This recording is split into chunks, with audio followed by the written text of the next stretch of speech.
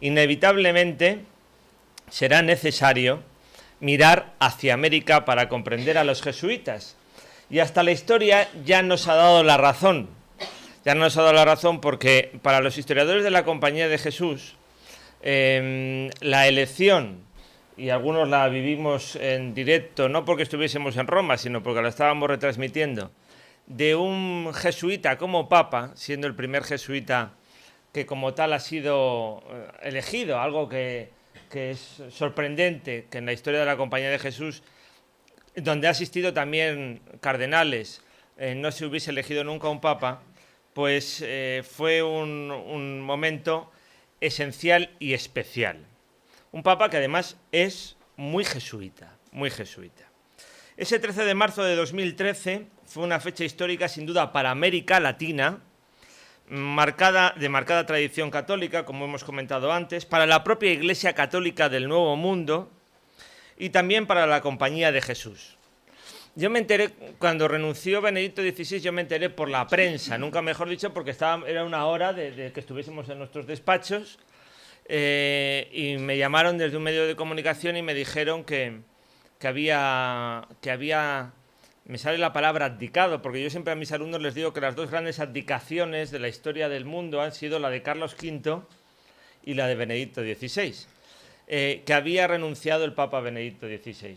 Y me preguntaban, ¿qué espera de un nuevo cónclave? Y yo les dije así, aquel 11 o 12 de febrero, no recuerdo ahora bien. Yo les dije, pues espero un papa de América. Yo creo que ya tocaba un papa no europeo, después de tantos siglos, un papa de ese mundo en vías de desarrollo, como se ha caracterizado, un primer papa americano en la persona de Jorge Mario Bergoglio, un argentino, hijo de migrantes italianos, cardenal arzobispo de Buenos Aires, marcadamente comprometido con las desigualdades que se producían en el continente, pues era el titular de una archidiócesis como Buenos Aires, que es una ciudad tan europea en muchos casos, pero en otros casos, como es ese escenario que él tantas veces ha pisado allí, las villas miseria, con tantas dificultades y desigualdades. Por otra parte, no era un jesuita ideologizado en su compromiso con la Iglesia. Me explico en todo esto.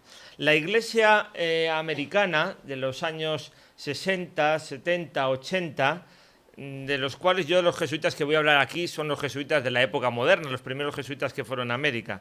Pero bueno, en esta introducción que les hago del Papa Francisco, pues es una iglesia en convulsión por toda esa serie de desigualdades que llevó al nacimiento de determinadas teologías, yo creo que también necesarias, profundamente necesarias, aunque tuviesen sus compromisos incluso políticos, y que puso también en primera línea el compromiso serio de la Iglesia, que ha dado, incluso en la Compañía de Jesús, pues mártires y en otros ámbitos. Me refiero a esa teología de la liberación. Además, él desde muy pronto va a ser superior de la Compañía de Jesús en Argentina, desde muy pronto, y eso va a ser un momento de ebullición dentro de la Compañía de Jesús en los años del general español Pedro Arrupe. Va a ser un momento de ebullición política con la propia dictadura en Argentina. Y bueno, también en la democracia él no ha pasado desapercibido, él no pasaba nunca desapercibido precisamente en su relación con el poder político.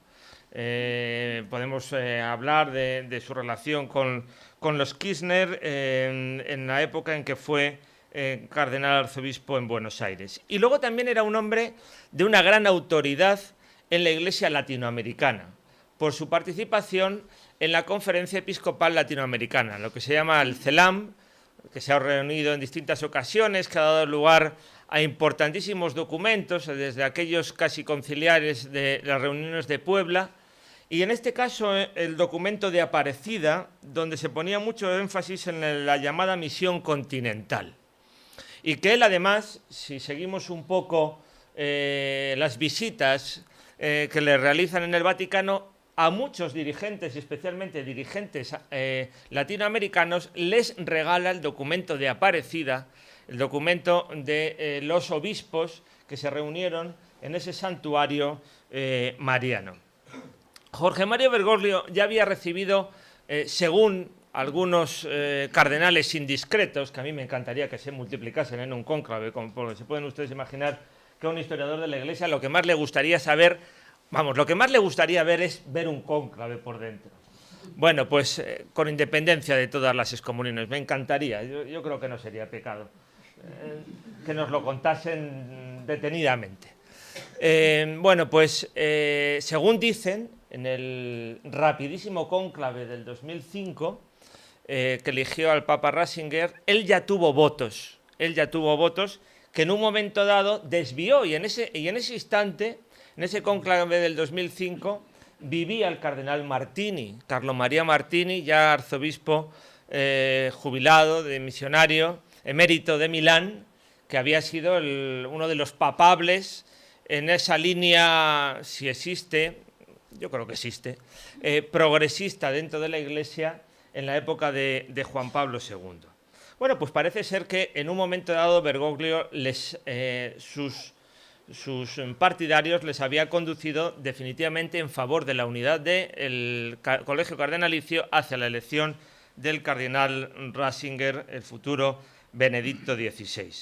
Por lo cual, en el año 2013 no estaba en las quinielas, y además no estaba en las quinielas porque ya tenía 76 años, lo que parecía que después de que un papa con 80 y alguno, ya he perdido la cuenta, es del año 27, el Papa Ratzinger, con un papa que casi había dimitido por la edad, no parecía lógico que fuesen a elegir a un papa de 76 años.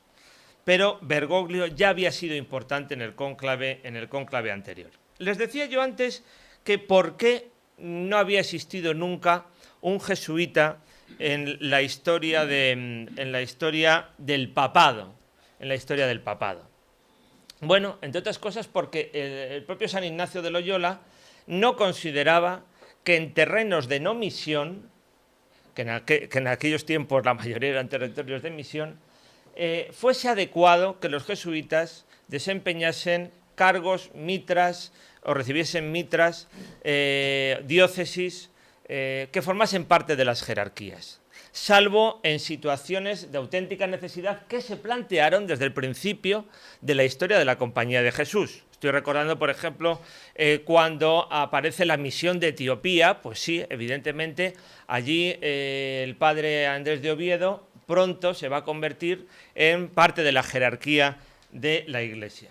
Los jesuitas casi nunca han sido obispos en territorios de no misión, salvo excepciones. Actualmente en el episcopado español tenemos que el obispo auxiliar de Madrid, Martínez Camino, es jesuita. Pero en América sí que ha habido algunos casos. Y en algunas ocasiones, y aquí ya estoy yéndome hacia la época moderna, hacia los siglos que nos vamos a manejar en esta conferencia mía, pues los siglos XVI, XVII y XVIII, algún jesuita incómodo, siempre ha habido jesuitas de todo tipo. Me estoy acordando del padre Fernando de Mendoza, que era confesor de los condes de Lemos, que eran virreyes en Italia. Profundamente incómodo era el padre Mendoza, porque incluso se enfrentó al prepósito general, al quinto prepósito general Claudio Acquaviva. Se sentía él muy respaldado por los virreyes, que eran al mismo tiempo parientes del duque de Lerma. Pues el padre Mendoza no se reconcilió con su Compañía de Jesús, de la que formaba parte, hasta que no le hicieron obispo de Cuzco. Y siendo obispo de Cuzco, convirtió incluso a los jesuitas en herederos de su gran biblioteca y se reconcilió allí con su Compañía de Jesús, quizás cuando le separaron de esa excesiva dependencia que existía entre confesor y confesados, entre confesor y penitentes, entre el director espiritual y aquellos nobles que le protegían. El Atlántico pues siempre ponía las cosas en su sitio. Una última cosa en esta introducción del Papa Francisco. Es curioso, le dicen algunos cardenales, él lo contó muy bien, que por qué no se elegía el nombre de Clemente. Y él pues no es un nombre, no creo que sea un nombre excesivamente versado, no lo sé, en la historia de la Compañía de Jesús, quizás sí, pero no en el detalle, aunque esto sí que lo tendrá que saber, pero le llamaría la atención. ¿Por qué me dicen Clemente? Dice, sí, porque así llamándote Clemente XV, anulabas al anterior Clemente XIV, que es el que extinguió la Compañía de Jesús dentro de la Iglesia Católica. Y sin embargo escuchó al cardenal Humes, que cardenal un franciscano brasileño, que ha trabajado mucho en la justicia social, y le susurró al oído aquello de no te olvides de los pobres. Y por eso escogió el nombre de Francisco, profundamente relacionado con esa orientación al mundo de los pobres dentro de la Iglesia, pero no por Francisco Javier, que era un hombre misionero, uno de los grandes horizontes entre los misioneros de la Compañía de Jesús. Miren, la Compañía de Jesús llegó un poco tarde a América, porque nació un poco más tarde del descubrimiento de América o de la colonización americana. Ya cuando los jesuitas llegan a América, ya están los dominicos, ya están los franciscanos, ya están los mercedarios y ya están los agustinos. Hasta 1566 no llegan a la América o a las Indias españolas. Antes habían llegado a Brasil, y Brasil va a ser una de las primeras provincias dentro de la Compañía de Jesús, y en Brasil van a ser esenciales para la estructuración incluso del territorio. Estoy pensando en José de Anchieta, incluso como fundador de Sao Paulo, ¿eh? Uno de los santos que ha recuperado el propio Papa Francisco de la historia de la Compañía de Jesús. Ven que les he dicho yo antes que a lo mejor no estaba muy versado en los detalles, pero sí en algunas personas que él ha recuperado dentro de la historia de la Compañía de Jesús.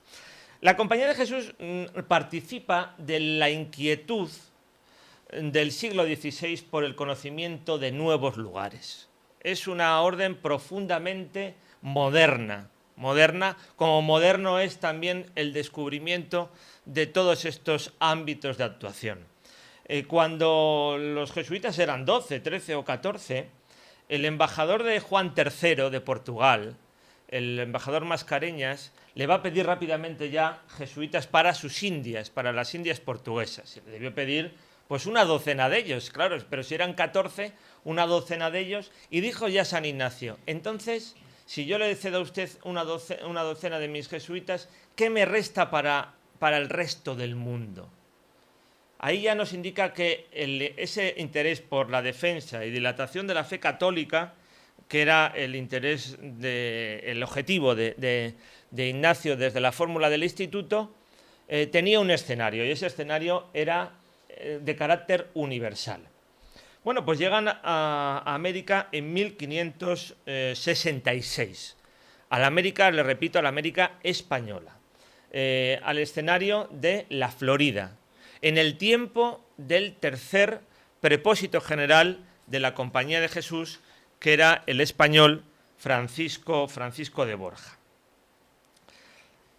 Les indicaba que los jesuitas, para entender a los jesuitas era necesario acudir hacia América, porque quizás en América es el lugar donde va a tener mayor plenitud algunos de sus ministerios, algunos de sus trabajos, desde aquella bula fundacional de 1540, titulada, con las primeras palabras de la misma, Regimini Militantis Ecclesiae, aprobada por Paulo III.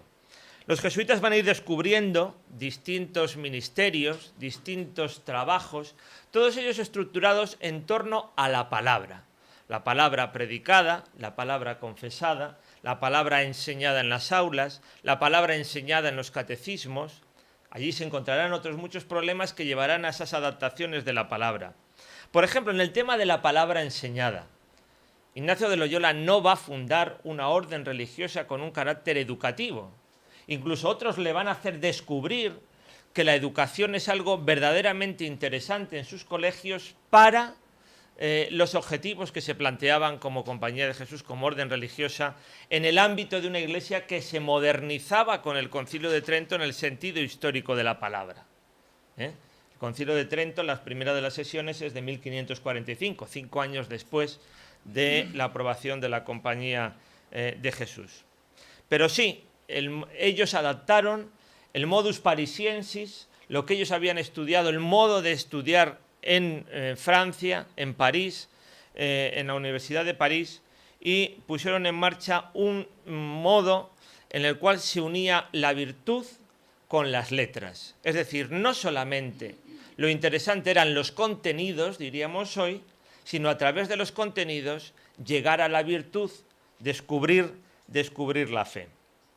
Los jesuitas se iban a convertir en grandes predicadores, en confesores, en directores espirituales, en maestrillos, en profesores, en catedráticos, en organizadores de labores asistenciales, en catequistas, en teóricos, en escritores, algún que otro político, hombres de materias sagradas, creadores de opinión, publicistas, algún que otro disidente, en definitiva, hombres indispensables. Pronto, a partir de esa misión de la Florida, que no va a resultar exitosa, pero sí como principio en la América española, en los días de Francisco de Borja, ya se van a organizar provincias y se van a organizar otras expediciones a México, a Nueva España y a Perú. Y pronto también México y Perú se van a convertir junto con Brasil en provincias jesuíticas.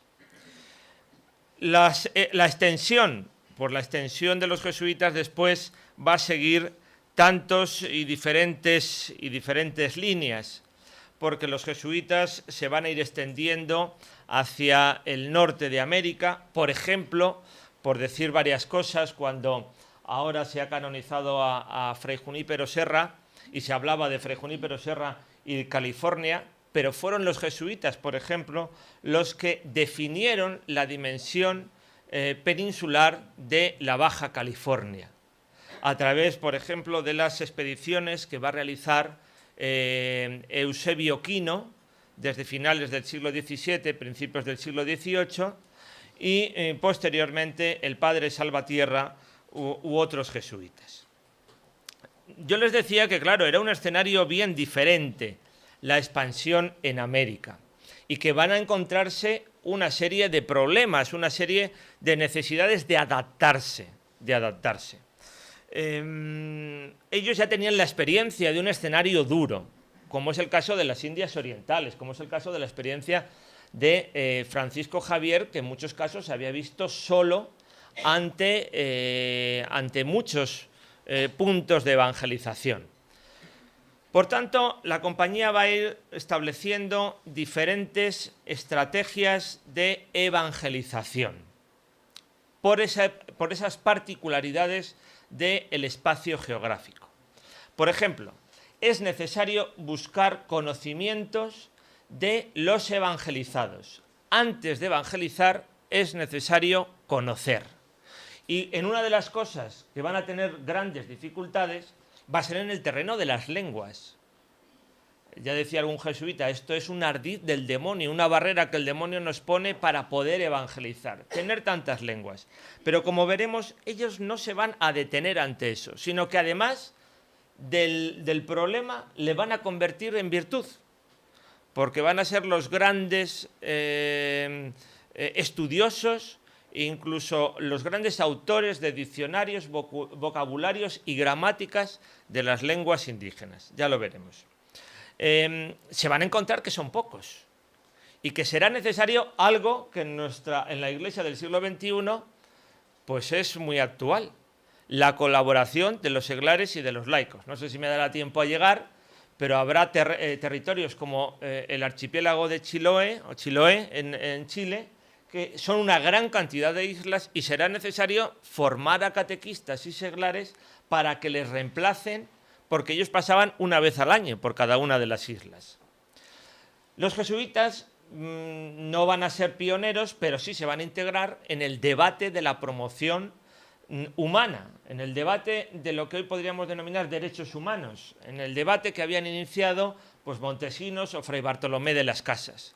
Ahí tenemos cómo ellos van a hablar no de la licitud de la presencia en Indias, que parecía que eso ya estaba resuelto. Sí que a lo mejor sobre la ocupación de determinadas tierras, sí que van a hablar de la esclavitud, sí que van a hablar de la importancia de aquellas civilizaciones que se habían encontrado o de la necesaria dignidad de los evangelizados. En la misma línea, esto tampoco está muy de moda y como algunos lo resumen en un Twitter, genocidio. Bueno, yo no me atrevería nunca a hablar de genocidio ni de lo contrario en un Twitter. Me parece algo totalmente imprudente. La labor en América hay que estar horas y horas de reflexión, horas y horas de estudio. No se puede resumir en un Twitter ni cuestión de celebrar o no celebrar.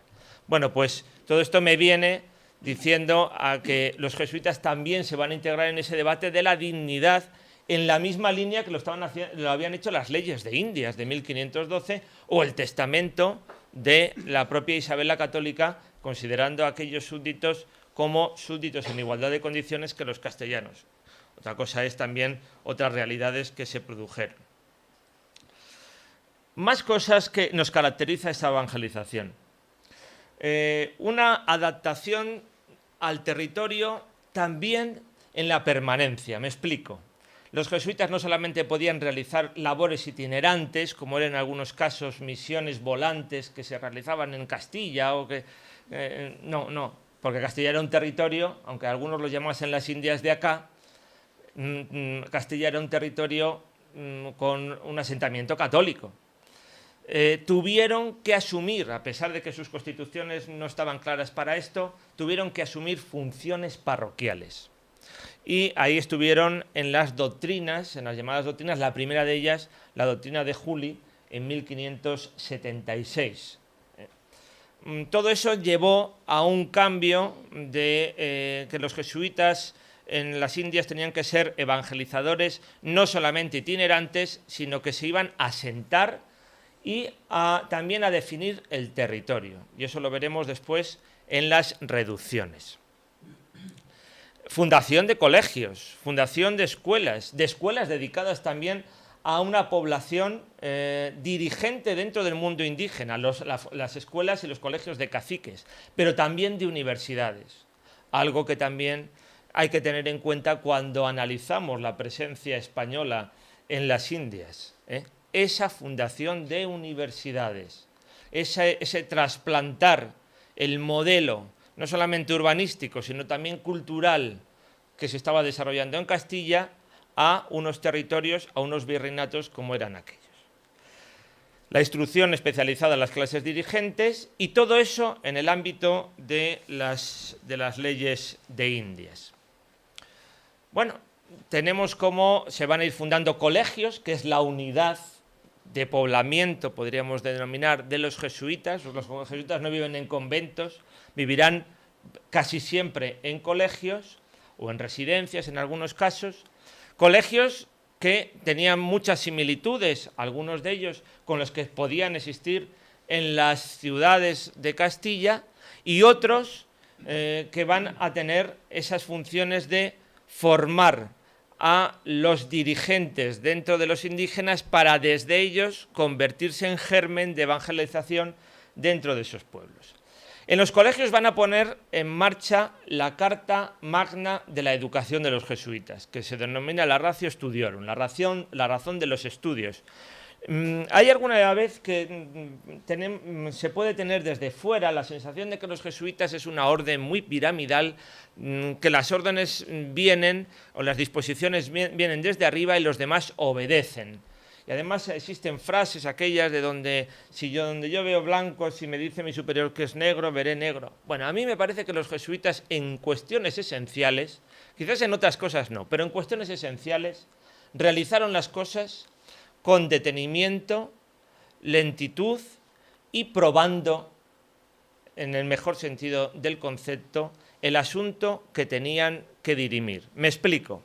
Para realizar una obra, para realizar un documento como la Ratio Studiorum, la Carta Magna de los Estudios, por la cual se regían los colegios, estuvieron casi 50 años, la segunda mitad del siglo XVI, hasta que en 1599 el quinto prepósito general, el napolitano Claudio Acquaviva, es el que la va a aprobar. Bueno, esa Ratio Studiorum se va a aplicar, por supuesto, en todos los colegios y se va a aplicar en América. Y en muchos casos, pues nos vamos a encontrar no solamente la necesaria enseñanza de la gramática latina, que era la enseñanza de lo que es hoy las materias de la secundaria, las artes, la filosofía, la teología, sino también toda esa estrategia, pues desde los castigos, las demostraciones del buen hacer en los colegios, que eran las obras de teatro, como el teatro nace en los colegios también de la Compañía de Jesús, ¿Por qué? Porque a través de la obra de teatro, pues como pasa hoy en los festivales de nuestros hijos y nuestros nietos, pues se demostraba lo que habían aprendido en ese periodo. Las dignidades, las congregaciones, la liturgia, y también en los colegios, no solamente lo meramente educativo, sino también residían en los colegios los grandes predicadores y los grandes confesores. Y los predicadores, bueno, quizás eso no se entiende en la estructura mental actual, secularizada, pero los predicadores eran los grandes comunicadores del momento. Hoy encendemos la radio por las mañanas y podemos escuchar otra emisora y tenemos una serie de grandes comunicadores que nos van a hablar de los temas fundamentales que se cuecen. Entonces ese papel le tenían los predicadores, los grandes predicadores, los de campanillas, los que eran contratados aquí y allá para los grandes sermones. Y el sermón no es la homilía actual. El sermón es toda una pieza que incluso se llegaba a publicar y se llegaba a difundir. Todo eso también, todos esos predicadores de los colegios de América residían en los colegios. Y los colegios pues también estaban amparados por una serie de privilegios pontificios que habían recibido los colegios de la Compañía de Jesús, naturalmente por unas economías, tenían grandes propiedades y propiedades diferentes a las que tenían los colegios, por ejemplo, en Castilla, por supuesto, donde en torno a esas propiedades se van a formar también sus conflictos, como luego tendremos ocasión de ver. Y algunos de esos colegios se convertían en grandes universidades, con una distancia determinada, como puede ser la Universidad de Córdoba en Tucumán, o la Javeriana de Santa Fe, o la de San Gregorio de Quito, grandes espacios que casi siempre estaban en controversia con las grandes universidades, la Universidad de San Marcos, por ejemplo, de Lima, que tenía una dimensión, entre comillas, laica, aunque hubiese muchísimos religiosos dentro de la misma. Pero es que, claro, los colegios de los jesuitas se llevaban muchos alumnos, tenían la posibilidad de conceder grados. Todo esto a una población de origen español, de origen criollo, porque había otros trabajos para la población de origen indígena. Y bueno, algo que yo también estoy muy investigando es también la presencia de la mujer. Ellos no eran profesores de niñas.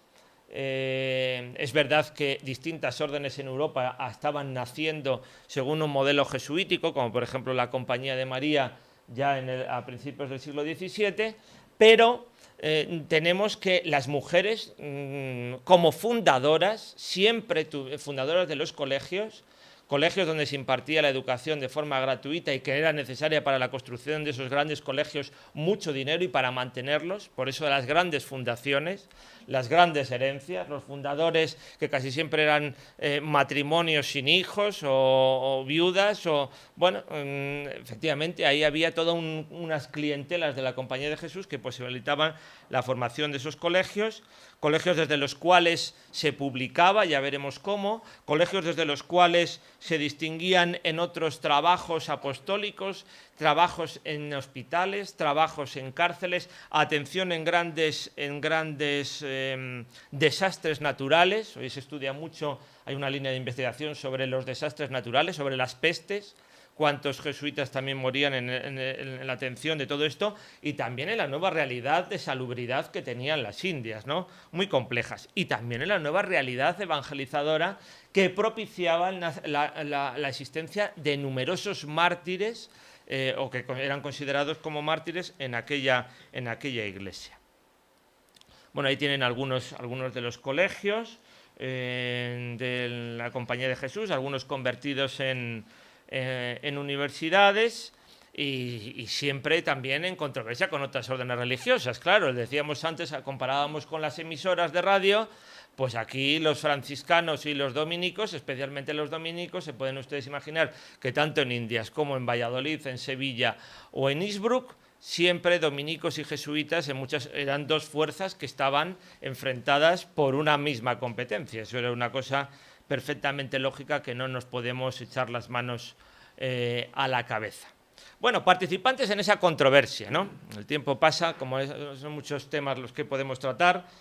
Les decía yo antes, ¿no? Se había iniciado otra de las cosas que a mí cuando oigo esto de los genocidios pues me llama mucho la atención, ¿no? Cuando dentro de un imperio se está discutiendo la licitud de lo que se está haciendo.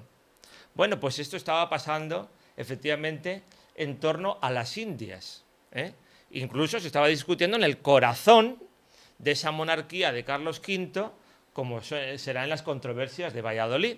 Y eso va a continuar, no solamente con los dominicos, va a continuar con los jesuitas. Un jesuita medinense, él junto con sus 4 hermanos de sangre fueron jesuitas, José de Acosta, publicó en uno de los primeros, si no el primero de los... este fue publicado en Salamanca, en 1581, de Procuranda Indorum Salute, que es de la búsqueda de la salvación de los indios. Y ya su general, el 4º general, Everardo Mercuriano, indicó al provincial de Toledo que era menester que Acosta eliminase cualquier referencia a la acción cruel de los españoles en Indias. Pero Acosta no lo eliminó, sino que el debate estaba dentro de la obra.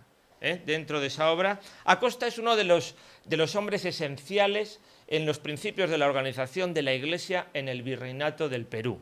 Cuando está por allí otro vallisoletano, bueno, de nuestra provincia de Valladolid, como es Santo Toribio de Mogrovejo, en el Tercer Concilio Limense, como arzobispo de Lima. Y Acosta, también José de Acosta, un jesuita que luego va a ser muy controvertido en Valladolid, pues va a protagonizar la publicación de uno de los primeros libros, si no el primero, en Perú, con el catecismo y las actas de aquel concilio limense, de ese Tercer Concilio limense, donde tuvo tanta importancia Toribio de Mogrovejo. Bueno, entre otras muchas cosas, de Acosta hablaba del universalismo de la Iglesia, del valor moral e intelectual de los indígenas, de la validez de la adaptación e inculturación.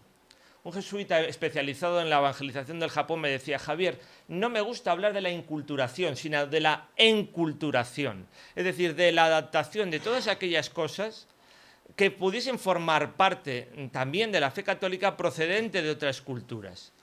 Y todo eso generó un debate después, por ejemplo, en Asia con los ritos chinos y malabares tremendo, y el padre Richie en otros ámbitos de evangelización. Bueno, pues aquí era un debate sin que fuese la enculturación sinónimo del relativismo religioso. Debate sobre los bienes de los conquistadores, debate sobre las tipologías de las culturas, debate sobre si los misioneros debían ir los primeros en la conquista, la llamada conquista espiritual. Hombre, por ejemplo, ustedes habrán visto la película de La Misión, y en la película de La Misión, uno de los jesuitas, quizás el más rebelde, está inspirado en la figura de un jesuita llamado Antonio Ruiz de Montoya, que es el que publicará la obra La conquista espiritual del Paraguay en 1679. Un jesuita que no va a tener ningún problema en trasladarse de las Indias a Castilla, pedirle a Felipe IV si podía armar a los indios y actuar contra los paulistas, que son los que esclavizaban a numerosos indios en el ámbito del Paraguay. Organizar un ejército comandado por algunos jesuitas que en algunos casos tenían una preparación militar. Esa conquista espiritual es protagonista, por ejemplo, y lo reflejó después en la película, la vida de Antonio Ruiz de Montoya. O, por ejemplo, el caso de Luis de Valdivia, un jesuita que estuvo en el ámbito de los araucanos, que consideraba, a principios del siglo XVII, que los misioneros que los misioneros fuesen antes que los soldados era la estrategia para plantear un ámbito de no conquista, de no violencia. Bueno, le salió bastante mal la estrategia, porque en cuanto hubo los primeros jesuitas caídos en todo eso, pues la estrategia de Luis de Valdivia, que un historiador de la Universidad de Sevilla, José Manuel Díez Blanco, incluía dentro del ámbito de la Pax Hispánica, del momento en que la monarquía española va por estrategias diferentes a la de la ofensiva. Bueno, pues resultó mal entre los araucanos. También, por supuesto, no podemos detenernos en casi nada, pero bueno, les voy dando ahí unas pinceladas. Pues se encuentra el tema de la esclavitud. Y en el tema de la esclavitud se llega a la conclusión de... Ellos eran dueños de muchos esclavos. El Colegio Máximo de México tenía un gran número de esclavos, más de 1 millar de esclavos, y eran necesarios para el mantenimiento de la economía del colegio. No van a poner como orden, como no pusieron ninguna, en cuestión la esclavitud de los negros. Pero sí que encontramos a jesuitas importantísimos que hablan de las denuncias en el comercio de esclavos negros, como es el caso de Martín de Funes, denuncias acerca de la licitud de la esclavitud o aquella derivada por la guerra por parte también del padre Funes, denuncias contra el tráfico de la población negra por parte del padre Alonso de Sandoval, implicación en la vida de los esclavos y de la evangelización, como es el caso de Pedro Claver, llamado por el Tercer Concilio Tarraconense en el siglo XVIII, cuando los jesuitas no estaban tan de moda, el segundo Javier. Incluso Diego de Avendaño, que es el que va a tratar de forma más tajante contra la ilicitud de la trata de los esclavos negros, los trabajos forzados de los esclavos en las minas, etcétera, etcétera. Incluso algunos desde el exilio, después de la expulsión, de la que hablaremos luego, si me da tiempo, pues José Julián Parreño, por ejemplo, ponía en cuestión el trato que se daba a los esclavos negros en las plantaciones de Cuba, lo que podía ser poner en cuestión la economía de aquella isla. Yo les hablaba antes ahí tienen la llegada de los esclavos negros, especialmente Pedro Claver va a ser muy importante en Cartagena de Indias. El conocimiento de las Indias, como en los viajes y en las crónicas de los viajes, porque los jesuitas lo escribían todo y lo contaban todo. No se viajaba por viajar, no era un viaje de placer, era un viaje de traslado, era un viaje de peligro y era un viaje también de observación y de conocimiento. Poníamos antes el ejemplo de California, del caso de Eusebio Quino, que además también entregó a la imprenta un tratado sobre el cometa Halley, casi nada, en el tránsito del siglo XVII al XVIII, pero en ese conocimiento de los jesuitas pues está el mundo de la imprenta, ¿no? La necesidad de establecer una imprenta, la necesidad de escribir los libros, la necesidad del tráfico de los libros. Si analizamos, por ejemplo, las bibliotecas, la Universidad Javeriana de Bogotá, pues nos encontramos que allí está la vida de Marina de Escobar, de la vallisoletana Marina de Escobar. Es decir, es increíble la circulación de libros que, claro, como gran multinacional que eran, tenían estos jesuitas. Bueno, esto aparece en unos tomos de memorias de las misiones de los jesuitas franceses en Indias, y esa es toda la cartografía pues, del río del Amazonas, con algunas indicaciones de dónde tienen misiones y dónde tienen algunas de sus casas. Esto está dentro del libro, esto es un desplegable que está en uno de los 15 o 16 tomos que aparecen en esas memorias del viaje. Una de las grandes cosas, de las grandes cuestiones, no lo podemos dejar, aunque sean 3-4 minutos que hablemos de ello, el tema de las reducciones. Las reducciones que no solamente se vinculaban al ámbito de Paraguay, sino que las reducciones estaban en territorios verdaderamente comprometidos y comprometedores, incluso desde el punto de vista internacional, de las relaciones, por ejemplo, entre Portugal y Castilla. Por lo tanto, las reducciones no es únicamente algo del Paraguay, sino que habrá reducciones a lo largo de todo ese contacto entre esas dos potencias colonizadoras. Bueno, pues reducir, es decir, combatir la dispersión de la población india y constituirla dentro de un espacio urbano ganado a esa selva que tenía sus connotaciones negativas, y trasladar también un modelo urbano de Castilla en el cual, en ese modelo urbano de construcción, participasen todos los indios.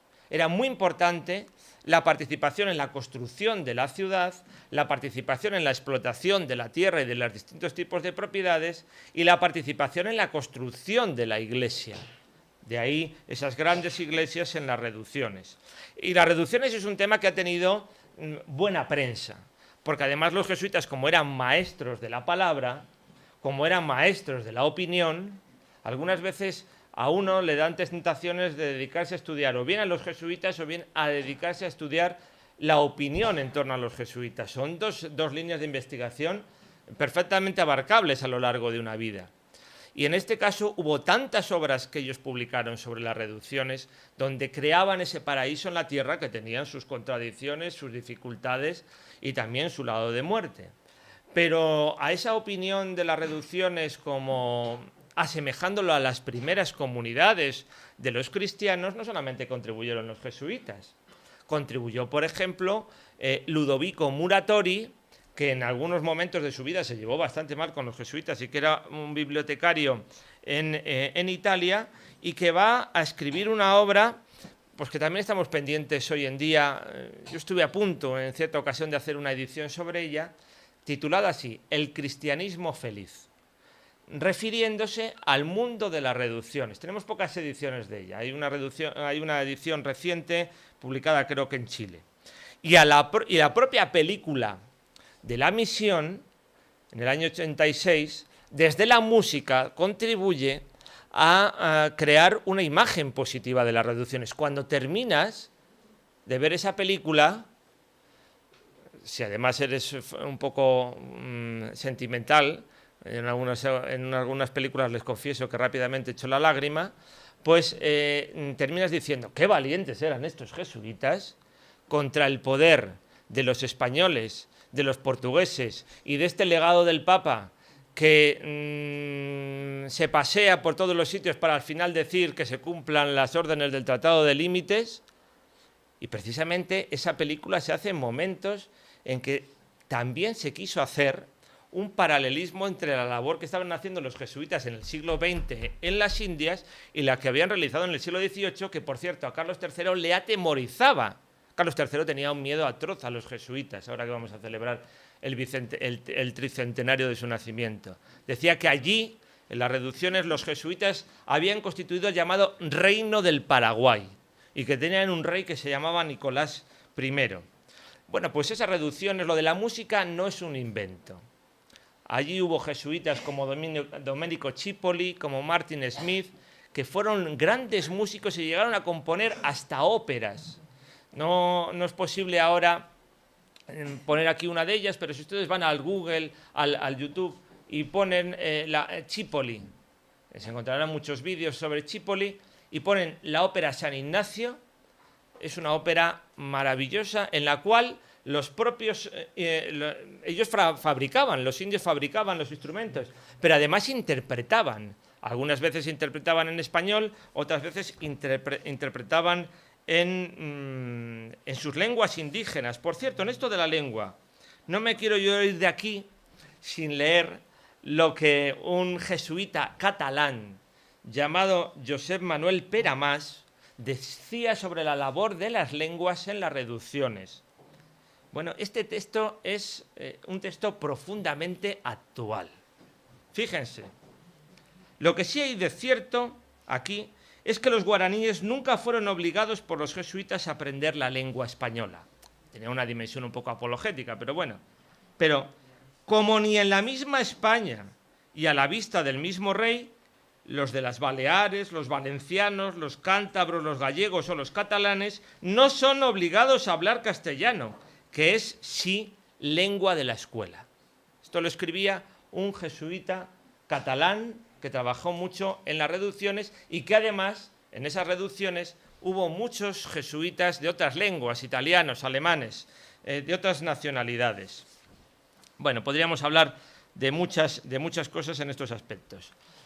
Ahí tienen algunos ámbitos de misiones de la Compañía de Jesús. Ahí lo pueden ver claramente. Ámbitos, pues, de confrontación con ese otro ámbito colonial que era el del Brasil. No quiero yo tampoco irme de aquí sin hablar de, bueno, ahí teníamos algo de la ópera, de los conflictos. La utopía y el conflicto, ¿no? Como titulé aquella obra dedicada a los jesuitas que publiqué en la universidad. El conflicto son muchos y diversos, incluso con la propia Iglesia, incluso con los propios obispos. Fueron generadores de conflictos.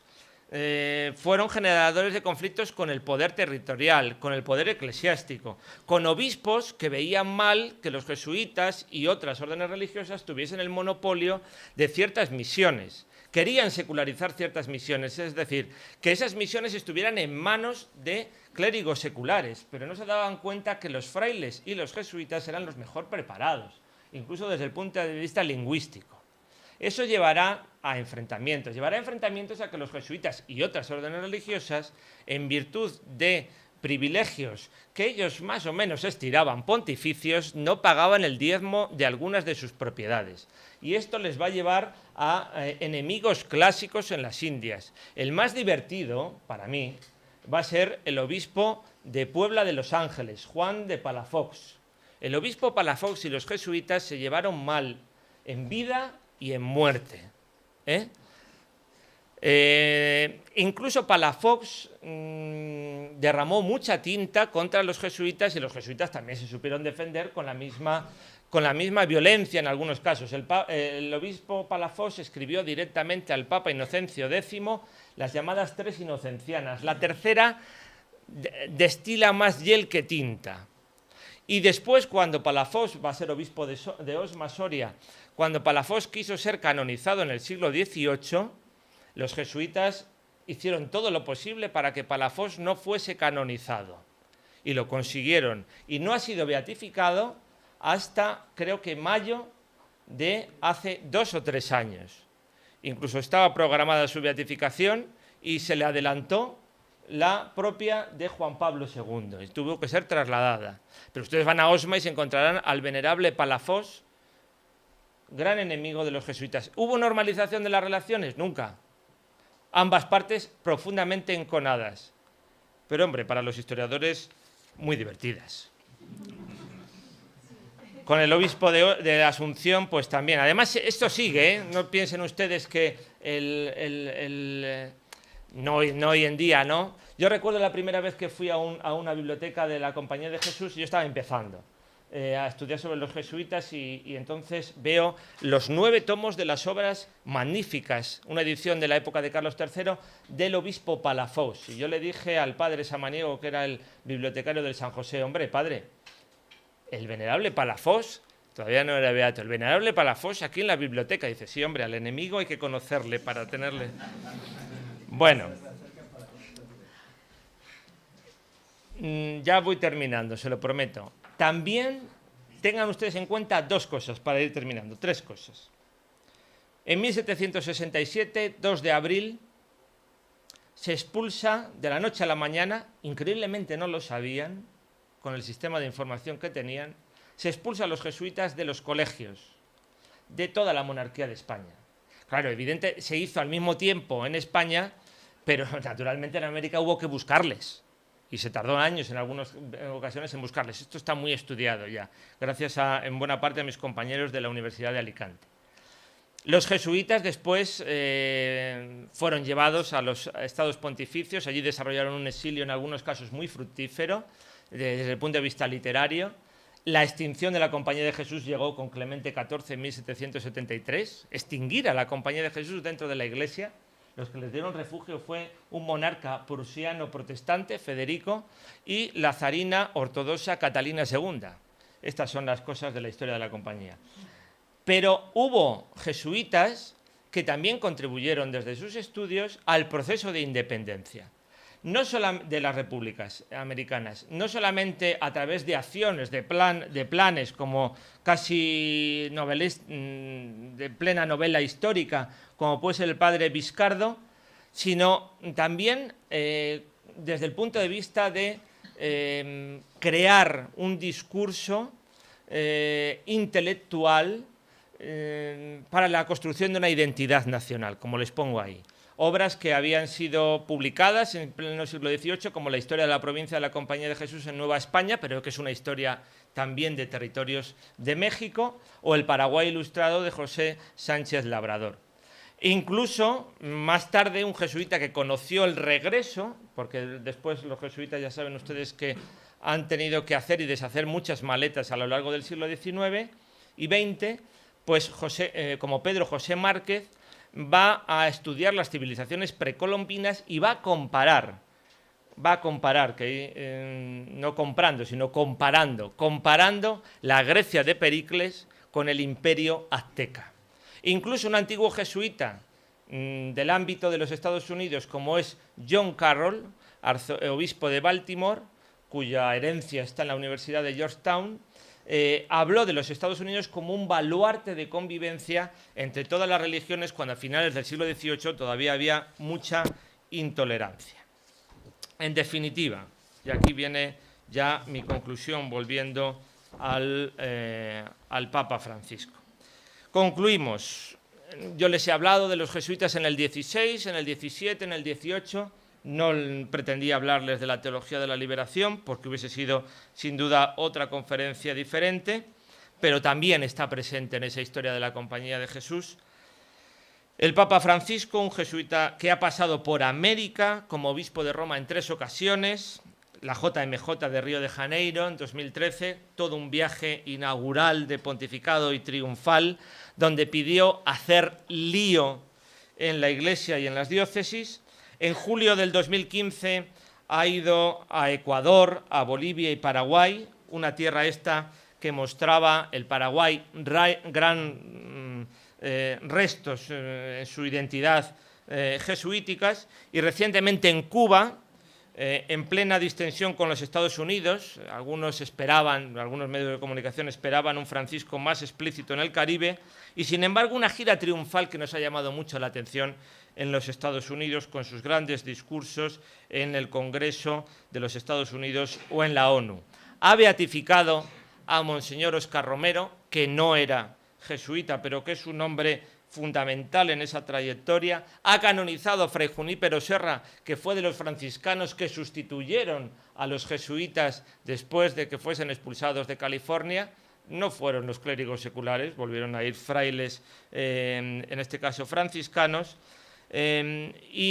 Tenemos esa presencia sin duda universitaria, de compromiso en tantos ámbitos, representada en este caso en Ignacio Ellacuría y en los jesuitas, algunos que nos tocaron tan de cerca en este ámbito vallisoletano. Esas periferias existenciales y geográficas continúan estando en su agenda de las prioridades.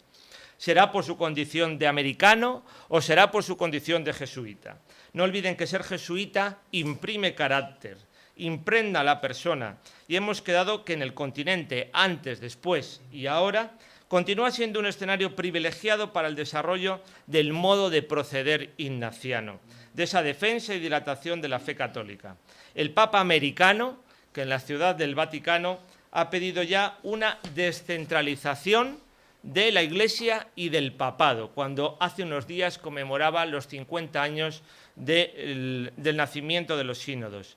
Pero el mundo también quizás se va a descentralizar cuando la mirada se fije de manera más consolidada y explícita en la América, en Latinoamérica, en la América del Sur y Central. Muchas gracias.